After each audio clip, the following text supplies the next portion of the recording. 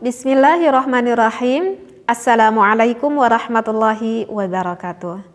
Bismillah, alhamdulillah, wassalatu wassalamu ala rasulillah. Jamaah Al-Asran yang saya hormati, untuk pengkajian kitab Sulam Taufik ini yang tadinya bermaksud ingin live streaming, mohon maaf sekali dikarenakan persiapan teknis dari Al-Asran belum siap sehingga dengan video offline. Mudah-mudahan tidak mengurangi akan keberkahannya. Baik, kita lanjutkan kembali. Bagi yang punya kitabnya bisa dilihat ya. Sekarang pada halaman ke-9 untuk faslun yang kedua ya. Jadi untuk pembahasan faslun yang pertama itu sudah selesai. Sekarang faslun yang kedua yang akan menerangkan murtad ataupun kufur. Bismillahirrahmanirrahim. Bismillah, alhamdulillah, wassalatu wassalamu ala rasulillah. Faslun ari ieu eta hiji fasal, yajibu hukumnya wajib. Diingat, hukumnya apa? Wajib. Bagi siapa hukumnya wajib? Ala kulli muslimin, untuk seorang, untuk seluruh muslim, maksud saya untuk seluruh muslim, hifdzu islamihi. Kita itu harus menjaga akan keislaman yang sudah kita miliki. Wasaunuhu, tegasnya kita harus menjaga sekali akan keislaman kita. Amma yufsiduhu, dari setiap apapun perkara yang akan meruksak akan keislaman kita. Wa yubtiluhu, dan yang akan membatalkan akan keislaman kita. Wa yaqta'ahu, dan yang apa coba? Kalau bahasa Sundanya itu menggatkeun gitu, menggatkeun karena keislaman orang. Saya nggak tahu tuh bahasa Indonesia menggatkeunnya itu apa tuh ya. Ya, jadi yang akan memegatkan lah gitunya akan keislaman kita.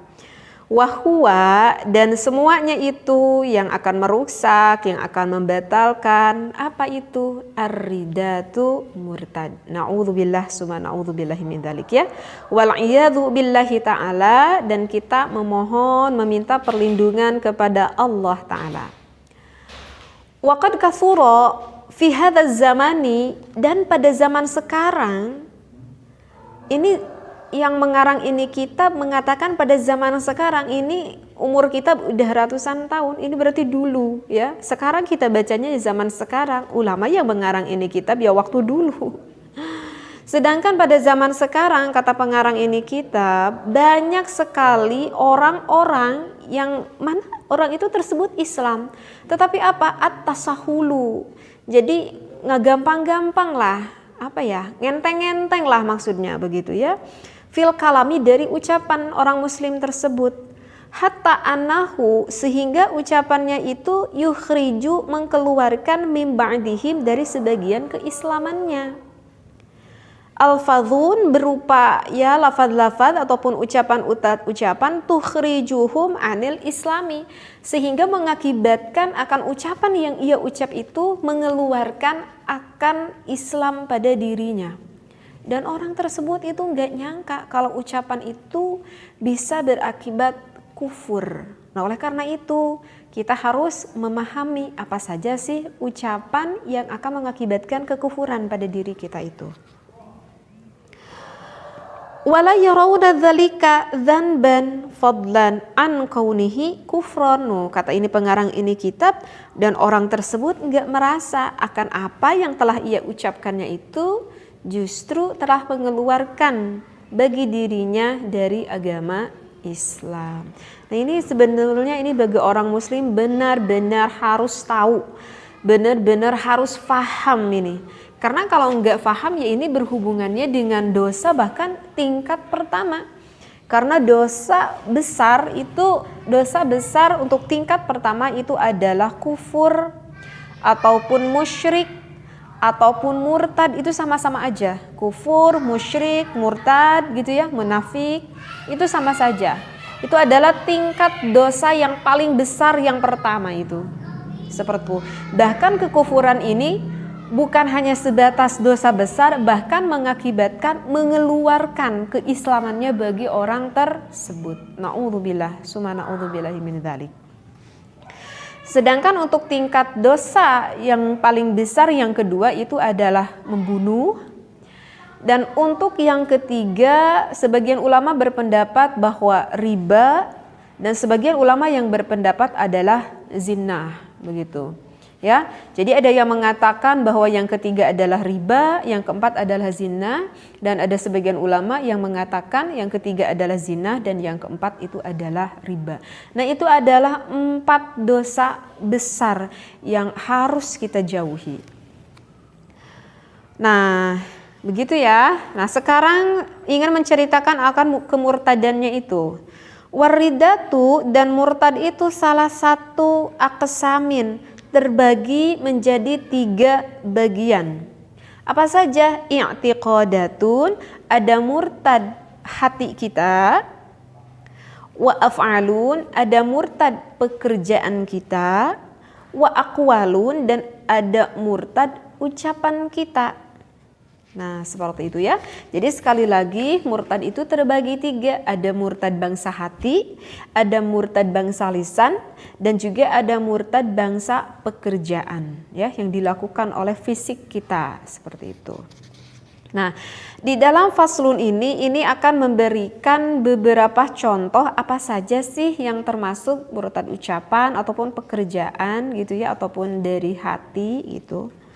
Wa kullu qismin yatasha'abu syu'aban katsiratan, maka itu sangat bercabang-cabang sekali ya di dalam kemurtadan itu. Faminal awali, maka sebagian dari yang awal itu apa? Asyaku fillahi. Misalkan hati kita ini berarti murtad i'tiqadiyah ya, artinya adalah murtad di dalam hati kita. Ataupun bisa saja kufur hati kita ya, ataupun musyrik hati kita. Apa saja itu? Yang pertama contohnya adalah asyakku fillahi. Di dalam hati kita itu ada rasa keraguan.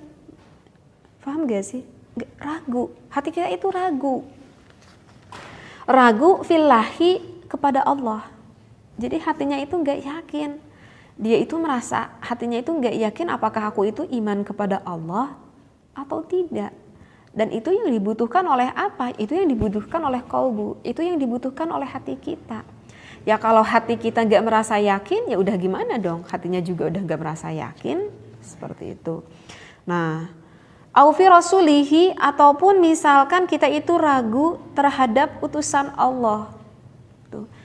Kayak kita gak tahu percaya, gak tahu enggak, gak tahu mengimani, gak tahu enggak, gak tahu membenarkan, gak tahu enggak akan setiap utusan yang diutus oleh Allah gitu.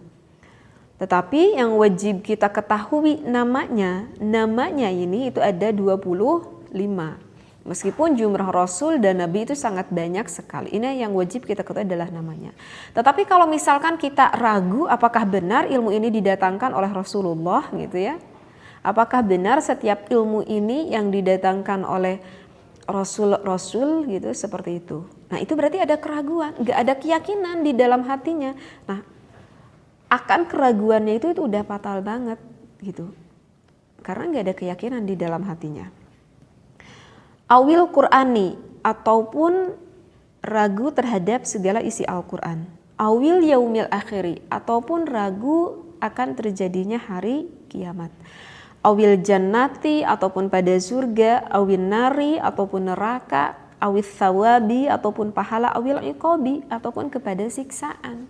Kita itu bahkan gak sedikit orang muslim yang gak percaya akan adanya nikmat kubur, yang gak percaya akan adanya siksa kubur. Meskipun orang tersebut mengakunya Islam, tapi gak sedikit orang yang bahkan gak percaya sama sekali akan nikmat dan juga siksa kubur. Nah itu udah termasuk murtad hatinya itu, sehingga orang tersebut ya harus lekas-lekas bertobat, mengucapkan syahadat, seperti itu ya.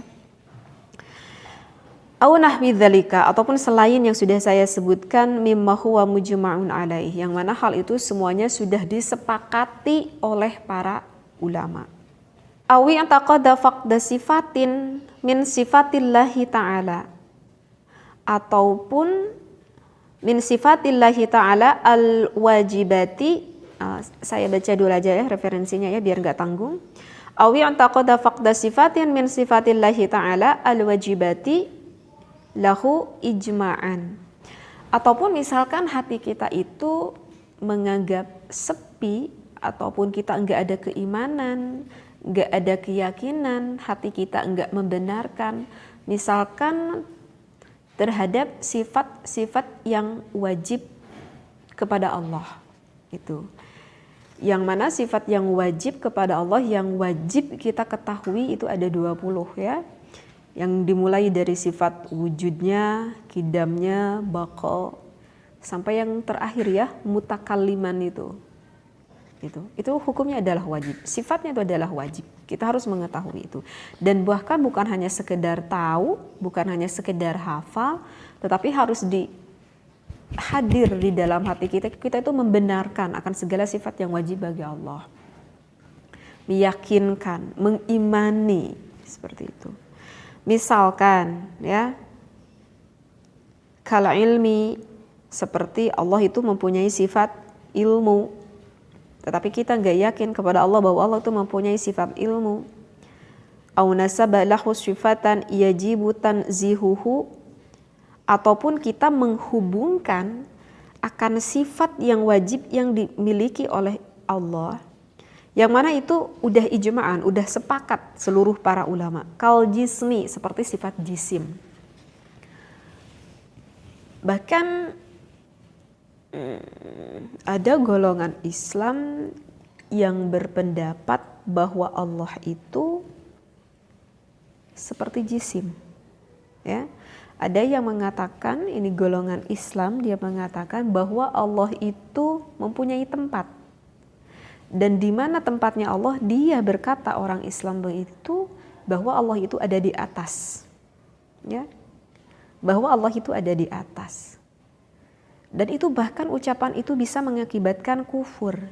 Kalau kita berkata bahwa Allah ada di atas, artinya adalah di atas itu di langit, dan hati kita meyakini bahwa Allah itu ada di atas, itu bisa mengakibatkan kufur.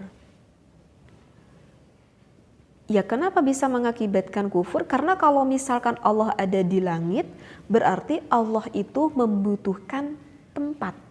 Ya kan? Berarti tempatnya di mana? Ya, tempatnya di langit. Kalau Allah membutuhkan tempat, apa bedanya Allah itu dengan kita? Dengan kita manusia. Seperti itu.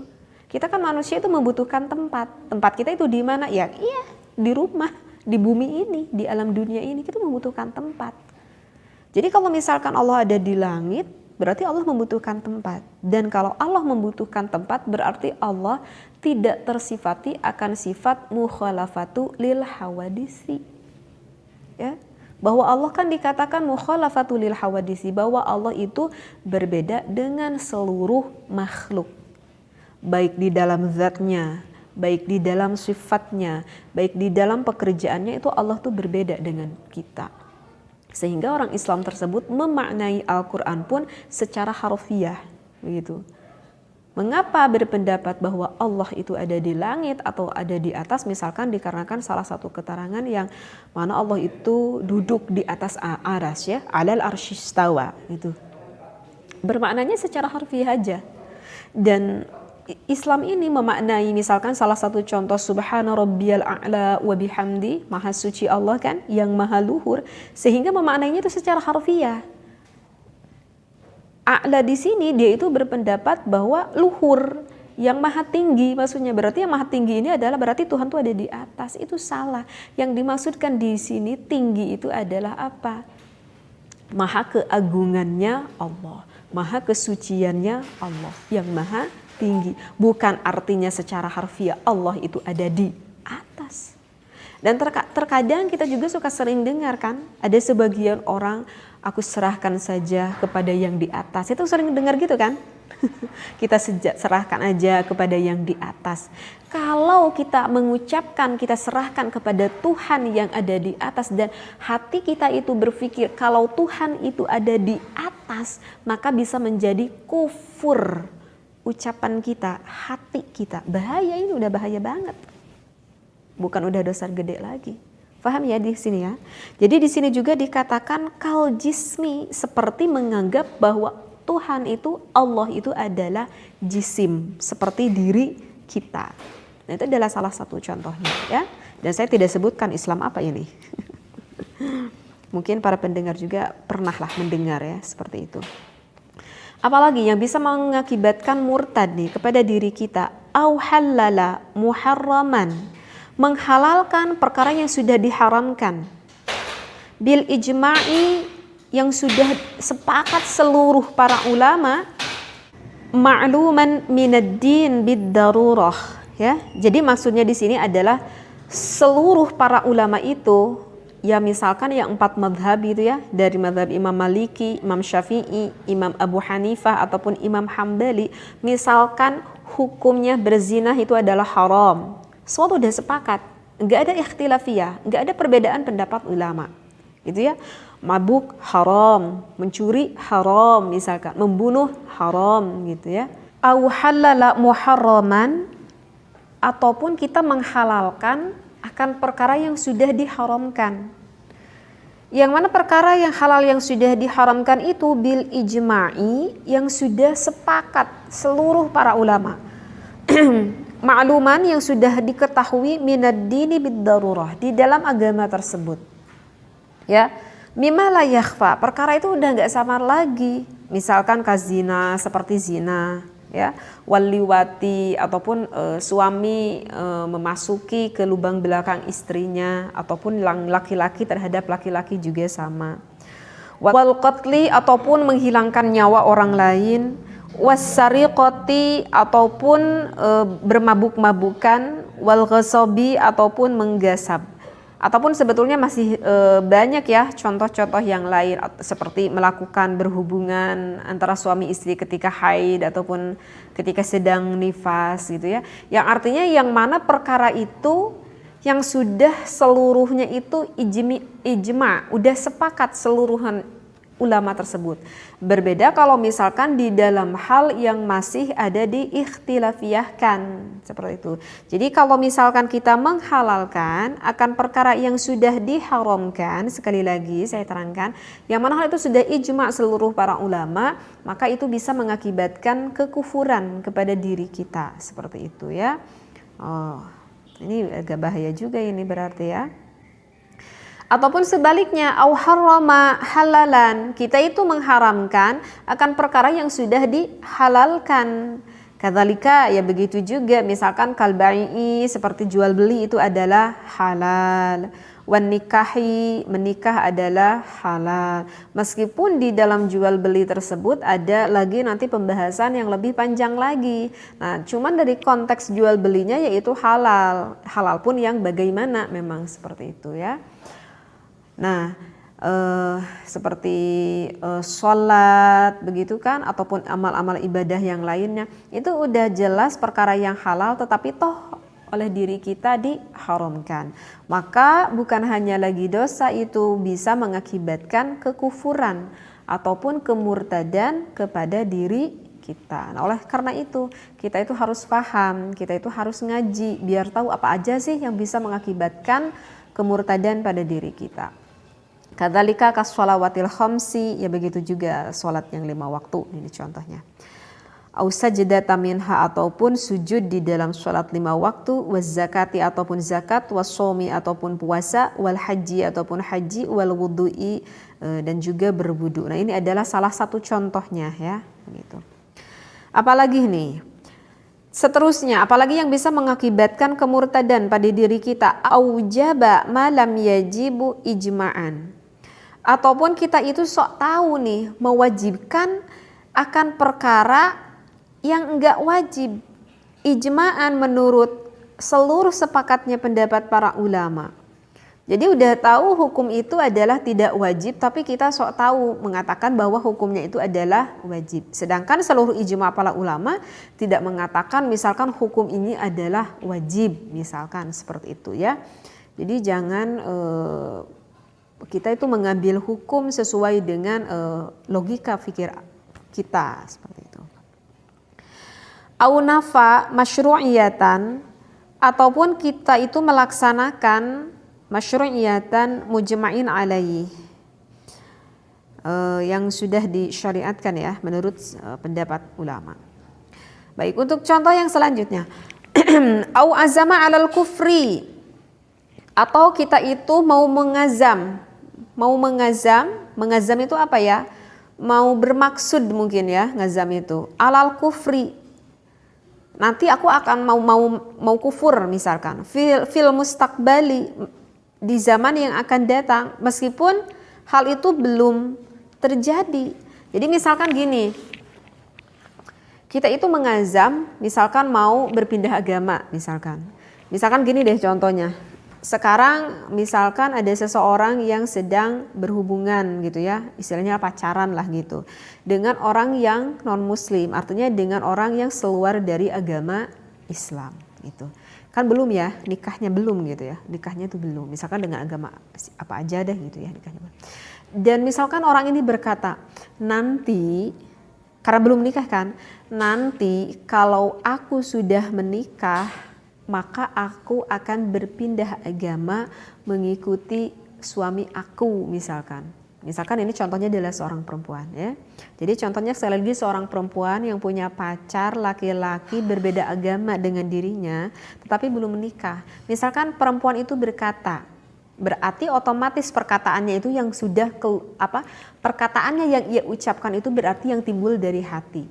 Misalkan perempuan itu berkata, nanti kalau aku sudah menikah maka aku akan berpindah agama mengikuti agama suami aku. Udah belum nikahnya? Belum kan? Dan ia katakan nanti akan pindah agama kalau menikah. Meskipun nikahnya belum, meskipun hal itu belum terjadi, secara otomatis karena wanita itu berkata seperti itu, secara otomatis wanita itu sudah pindah agama dari Islam. Na'udzubillah summa na'udzubillah min dzalik. Itu sudah termasuk murtad, ya. Sudah termasuk kufur. Jadi dia itu au azama, mengazam, bermaksud fil mustaqbali, di zaman yang akan datang, padahal belum kan terjadi. Tetapi karena sudah bermaksud di dalam hati mau melakukan kekufuran itu, maka udah terjadi pada dirinya tersebut. Na'udzubillah summa na'udzubillah min dzalik. Au ala fa'ali syai'in mimma dzukira, ya, ataupun melakukan suatu perkara lah yang diantaranya yang sudah ditutur. Au taraddada, ataupun ada kemangmangan fihi di dalam hati orang tersebut, itu juga sama ya, bisa mengakibatkan kekufuran ataupun kemurtadan bagi orang tersebut. Tetapi ada tetapinya, la waswasuhu, kalau misalkan ada kewaswasan itu beda ya. Artinya yang kurang yakin dengan waswas itu beda ya. Jadi kalau misalkan ada kewaswasan di dalam hati kita gitu ya, ada kewaswasan. Nah kalau ada kewaswasan di dalam hati kita itu tidak akan mengakibatkan dirinya itu menjadi kufur ataupun dirinya itu menjadi murtad. Karena waswas sama mangmang itu adalah nggak ada keyakinan di dalam hatinya, itu berbeda sekali ya. Jadi yang dikatakan oleh ulama di sini la waswasuhu, kalau misalkan ada kewaswasan maka itu tidak mengakibatkan kekufuran.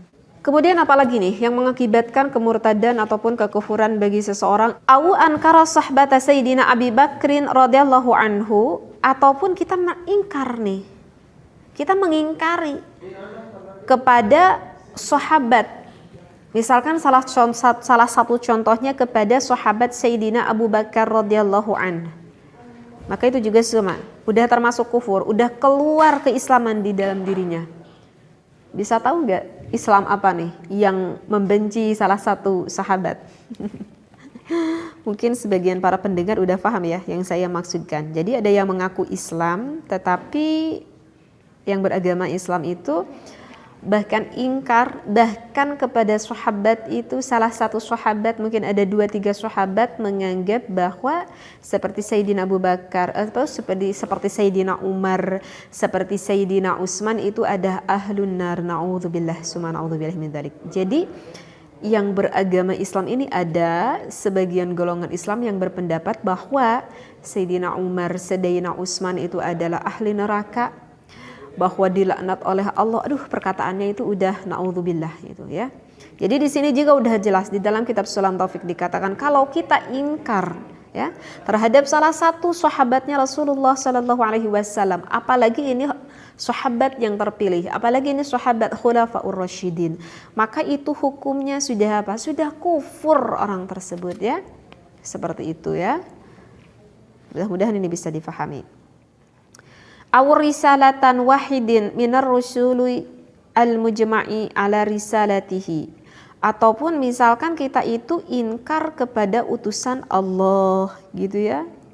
Aku percaya kepada Nabi Muhammad, tapi aku tuh gak percaya akan adanya Nabi Isa misalkan gitu contohnya ya.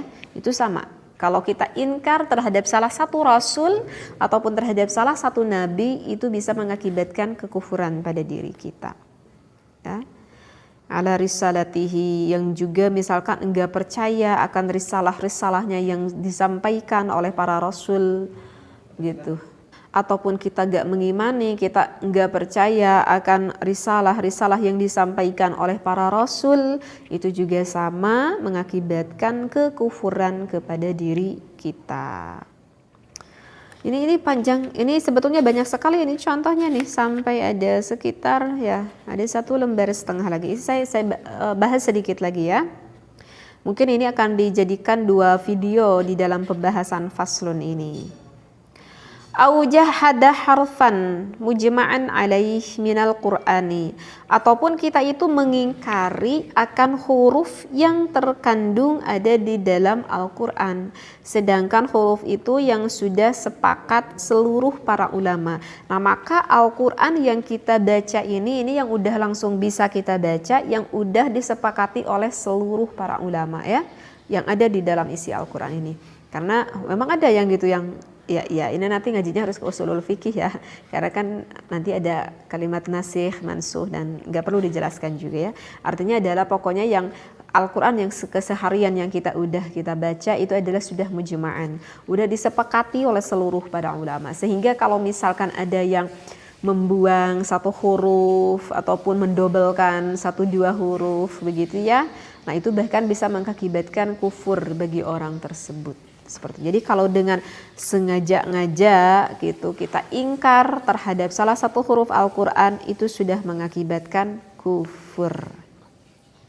Au zada harfan fihi mujma'an, ataupun kita menambahi akan 1 huruf yang ada di dalam Al-Quran yang sudah disepakati oleh para ulama, ala nafihi, ataupun kita mentidakadakan dari huruf tersebut, mu'taqidan, sambil hati kita itu beriktikad ya, mu'taqidan, sambil hati kita itu beriktikad ya, annahu minhu au kadzdzaba, oh ya udah sampai begini ya, sambil dia itu beriktikad di dalam hatinya akan apa yang telah ia lakukannya itu. Jadi misalkan membuang huruf, menambah huruf, ataupun merubah makna, yang mana dia udah ditekadkan di dalam hatinya, yang hadir i'tiqadiyah di dalam hatinya, ya jelas itu mengakibatkan kufur. Berbeda kalau misalkan kita membaca Al-Quran sehingga ada huruf yang gak terbaca, ataupun ada huruf yang menjadi double gitu. Tapi kan kita tidak bermaksud gitu kan untuk menghilangkan ataupun menambah dari huruf di dalam Al-Quran tersebut kan, itu dikarenakan ya mungkin lisan aja yang lagi lupa, ataupun dikarenakan kita belum terlalu paham ilmu tajwidnya, itu kan berbeda lagi. Jadi yang bisa mengakibatkan kufur itu kalau di dalam hati kita itu beriktiqadiyah. Paham ya? Baik. Apalagi nih? Sedikit lagi. Au kadzdzaba rasulan, ataupun kita membohongkan kepada rasul. Au naqassahu, ataupun kita mengurangi kepada rasul. Au saghara ismahu biqasdi tahqirihi, ataupun kita bermaksud menghinakan rasul siapapun, bukan rasul Nabi Muhammad saja. Misalkan kita menghinakan kepada Nabi Adam gitu ya. Aduh, misalkan mungkin aja ucapannya seperti ini. Saya berikan salah satu contohnya. Misalkan kan Nabi Adam itu pertamanya tinggalnya itu di surga kan dengan Siti Hawa. Nah, sabab syariatnya Nabi Adam dan Siti Hawa memakan buah khuldi sehingga diturunkanlah ke muka bumi ini ya. Mesti diingat bahwa setiap yang dilakukan oleh para rasul dan juga para nabi itu bukanlah suatu dosa. Ya, karena mesti ingat, setiap rasul itu ma'suman. Harus perlu digarisbawahi. Setiap rasul, setiap nabi itu ma'suman. Tidak ada seorang pun rasul nabi yang melakukan dosa. Jadi seperti Nabi Adam memakan buah khuldi itu adalah mengandung hikmah yang besar, yang luar biasa. Ya. Adanya diri kita itu dikarenakan Nabi Adam dan Siti Hawa diturunkan ke muka bumi ini. Kalau Nabi Adam dan Siti Hawa tidak diturunkan ke muka bumi ini, maka nggak akan ada kita. Karena kalau di surga itu nggak ada proses hamil, nggak ada proses melahirkan, nggak ada. Kalau nggak ada proses hamil, nggak ada proses melahirkan, maka nggak akan ada kita, nggak akan ada manusia. Lalu untuk apa Allah menciptakan surga, Allah menciptakan neraka kalau tidak ada penghuninya, kalau tidak ada isinya. Dan memang Allah berkata bahwa manusialah yang lebih layak, yang lebih pantas menjadi khalifah di muka bumi ini. Jadi apa yang dilakukan oleh Nabi Adam itu sebetulnya mengandung hikmah yang begitu besar, luar biasa sekali. Sehingga misalkan kita itu dengan menghinakan gitu kepada Nabi Adam. Oh, aku ini sekarang berada di muka bumi ini, aku berada di bumi ini tuh dikarenakan Nabi Adam gitu. Karena Nabi Adam yang udah dosa, yang udah gini misalkan. Jadi seolah-olah misalkan di dalam ucapannya itu menghina kepada Nabi Adam, itu udah bahaya banget. Itu bahkan bisa mengakibatkan kufur bagi orang tersebut. Ya, mudah-mudahan bisa difahami.